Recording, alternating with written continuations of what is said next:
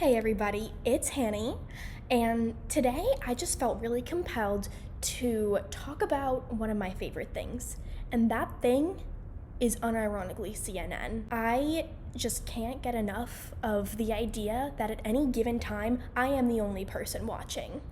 But in addition to that, there are the characters. The sexy Don Lemon, the mysterious Anderson Cooper, the bad boy Brian Stelter, and Chris Wallace. These men are absolute bimbos, and yet also the faces of 21st century journalism. And so, of course, I'm super interested in what they have to say about the recent fan fiction account of the Paul Pelosi attack released by an astoundingly low-ranking FBI special agent. This fan fiction reads like Twilight, and something super interesting that I found out after I made that assessment, the special agent who wrote it, her name, Stephanie Miner. Interesting. So here is the statement of the facts. In the middle of the night, David smashed through a window in the back door of the Pelosi home in search of the Speaker of the United States House of Representatives, Nancy Pelosi. But Speaker Pelosi was not home. Only her 82-year-old husband, Paul, who slept upstairs in his pajama top and boxer shorts. Standing over Mr. Pelosi's bedside just after 2 a.m., David startled Mr. Pelosi awake by asking, "Are you Paul Pelosi?" David carried a large hammer in his right hand and several white plastic zip ties in his left hand. David then repeated, "Where's Nancy? Where's Nancy?" Still groggy from being suddenly awoken, Mr. Pelosi responded, "She's not here." David then demanded, "Well, when is she going to be back? She's in Washington. She's not going to be back for a couple of days." David responded, "Okay, well, I'm going to tie you up." Mr. Pelosi stood up and tried to leave by the elevator near the bedroom, but David held the door, preventing him from escaping. Mr. Pelosi then returned to the bedroom, sat on the bed, and asked David why he wanted to see or talk to Nancy. "She's number 2 in line for the presidency, right?" When Mr. Pelosi agreed, David responded that they are all corrupt and we've got to take them all out. When Pelosi asked if he could call anyone for David, David ominously responded that it was the end of the road for Mr. Pelosi. Still trying to escape from David, Mr. Pelosi asked to use the bathroom. David allowed him to do so. Mr. Pelosi stood up and walked to the bathroom where his phone was charging. Standing in the bathroom, Mr. Pelosi grabbed his phone, turned it on, dialed 911, and put the phone on speaker. Watching Mr. Pelosi, David stood about 3 feet away, still holding the large hammer and zip ties. During the 911 call itself, Pelosi said that there was a gentleman there waiting for his wife, Nancy, to come back. But Mr. Pelosi said they would have to wait because his wife would not be coming back for about a day. Mr. Pelosi could see David gesturing and heard David tell him to get off the phone. To defuse the situation, Mr. Pelosi told the dispatcher that he did not need police, fire, or medical assistance. Why would he put the phone on speaker, first of all? I don't understand that. Trying to be calm and discreet, while also trying to help dispatch to understand the situation, Mr. Pelosi then asked for the Capitol Police because they are usually at the house protecting his wife. The dispatcher clarified that Mr. Pelosi was calling San Francisco police. Mr. Pelosi said that he understood and then asked someone, "I don't know, what do you think?" Mr. Pelosi then stated, he thinks everything's good. I've got a problem, but he thinks everything's good." When the dispatcher told Mr. Pelosi to call back if he changed his mind, Pelosi quickly responded, No. This gentleman just came into the house and he wants to wait for my wife to come home." I don't know about that. The dispatcher then asked Mr. Pelosi if he knew the person, and Pelosi said he did not. He then said that the man was telling him not to do anything. The dispatcher then asked Mr. Pelosi for his name and address, Mr. Pelosi then said that the man told him to put the phone down and just do what he says. It's just so, different. I don't know. The dispatcher then asked for the man's name, and the man responded, "My name is David." When the dispatcher asked who David is, Mr. Pelosi said, "I don't know." But David said, "I'm a friend of theirs." Mr. Pelosi then confirmed with the dispatcher that he did not know the man. Based on her training and what she heard, dispatcher Heather Greaves issued an A priority well-being check. After the call, David said that he was tired and needed to sleep. He also told Mr. Pelosi that he had his backpack downstairs with a whole bunch of stuff inside. So I guess like a sleeping bag and a toothbrush?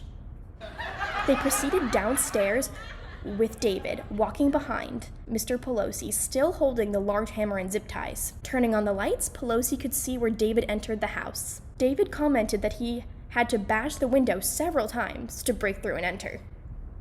Bragging? David also said that the police would be there any minute. Mr. Pelosi tried to calm down David by saying they would not, but David responded, "I can take you out." David came around to Mr. Pelosi's right with the large hammer upright in his hand. When an officer rang the doorbell, David directed Mr. Pelosi not to open the door, but Mr. Pelosi opened the door with his left hand. As the door opened, the two men stood in the dimly lit foyer facing the officers. Pelosi nervously but calmly greeted them. When the officer asked what was going on, David smiled and said, "Everything's good," and pulled his hand towards his body. When an officer turned on his flashlight, David could be seen holding the bottom handle of the hammer with one hand and Mr. Pelosi's right arm with the other. Pelosi had his hand on the top handle near the hammer itself. One officer ordered, "Drop the hammer." At the same time, the defendant raised the hammer and said, "Nope." Defendant tried to pull the hammer away from Mr. Pelosi, which twisted his arm back. Mr. Pelosi could not maintain his grip on the hammer.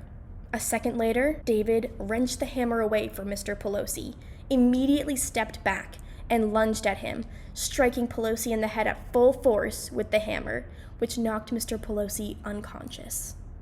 That would have definitely killed him. Lunged at him full force with a hammer, his head would have exploded. Officers later recovered David's bag outside the damaged glass doors. Inside, there was another hammer, a laptop, and more bags of zip ties. Without any questioning, David told officers and medics at the scene, I'm sick of the insane level of lies coming out of Washington, D.C. I came here to have a little chat with his wife." David added, "I didn't really want to hurt him, but this was a suicide mission. I'm not going to stand here and do nothing, even if it cost me my life." This is really how they think conservatives talk. This is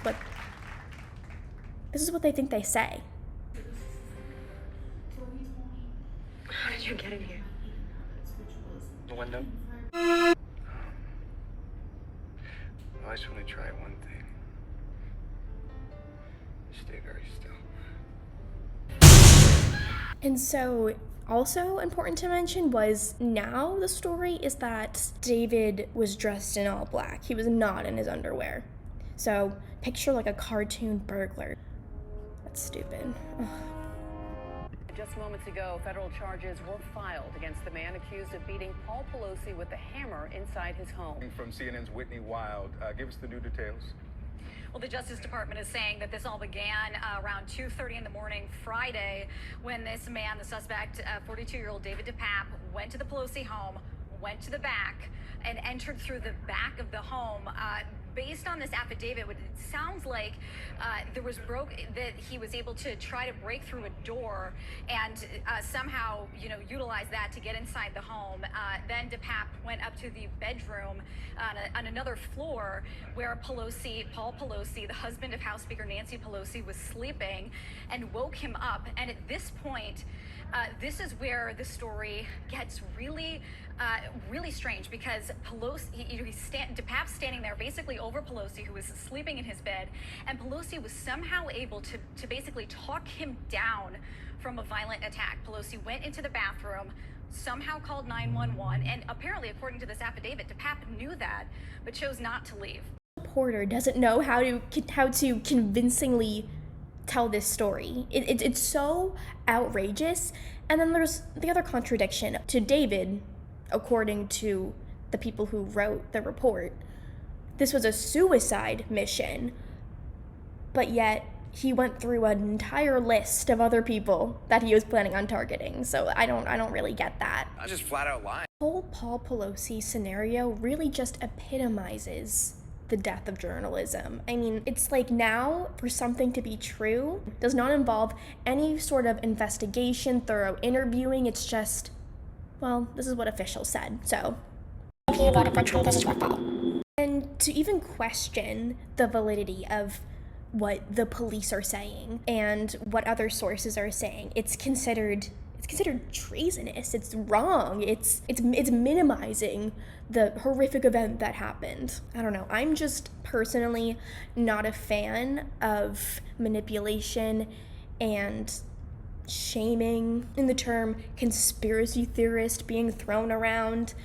But what I like about CNN is that it's almost obvious. It's almost such obvious nonsense that it's kind of fun. So ultimately, I think that I would give this story about a 5 out of 10. I think that our friends at CNN carried it really well, but even they were a bit uncertain with some parts of it. And I think the original story was a lot more fun. I think it was juicier, it was raunchier, it was just better in every respect.